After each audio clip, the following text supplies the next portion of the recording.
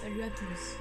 Aujourd'hui, je vais vous raconter l'histoire de Chuck E. Cheese en 1993.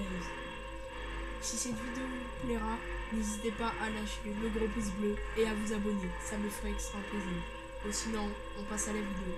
Bonne vidéo. En 1993, un employé au nom de Nathan Dunlap s'est fait renvoyer car il ne respectait pas les heures de travail. Pour se venger, il va se cacher dans les toilettes du restaurant.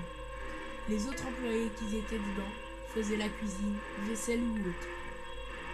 C'est vers 22h05 que Nathan Dunlap va sortir de sa cachette, armé d'un revolver, pour tirer sur ses anciens employés.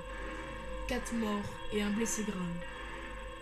Il se fera rattraper, puis arrêter par la police grâce aux caméras de surveillance qu'ils ont filmé le drame. Une des victimes de l'attaque sera le gardien de nuit du restaurant. Ça vous rappelle pas toujours ce jeu? Mais ça, c'est juste le petit, le grand et le plus terrifiant, malsain et horrible. Dans les années 70, un certain Paul Lewis avait des problèmes psychologiques. Il est un employé dans un autre Chuck E. Cheese.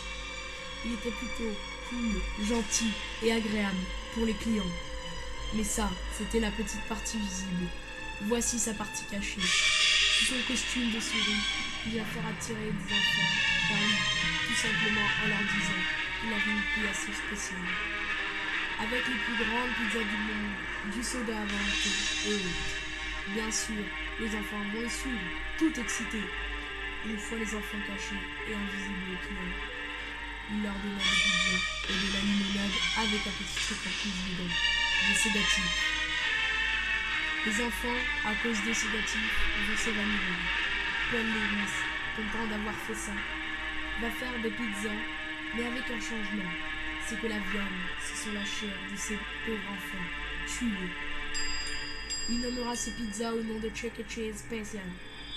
Les enfants vont trouver que la viande a changé, mais que la pizza restait bonne. Jusqu'au moment où un client découvrira un doigt coupé au milieu du fromage, un doigt qui était celui d'un petit enfant torturé. La police mena l'enquête avant de découvrir le drame et arrêta Paul Lewis. Une autre histoire raconte qu'un employé fou d'un Chuck E. Cheese tuèrent des enfants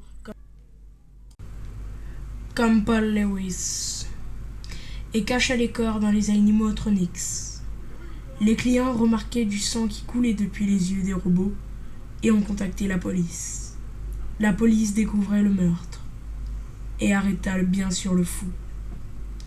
Voilà, en parlant d'un jeu, Scott Cawthon a créé les jeux Five Nights at Freddy, un jeu où on contrôle un gardien de nuit qui doit se protéger grâce à des caméras, des lumières et des portes d'animatronics qui veulent sa mort. Nous devons survivre 5 nuits sans se faire tuer. Attention, les screamers sont assez violents. Ici. Cette histoire vous aura plu. N'hésitez pas à lâcher un pouce bleu et à vous abonner. Et on se retrouve pour d'autres histoires effrayantes.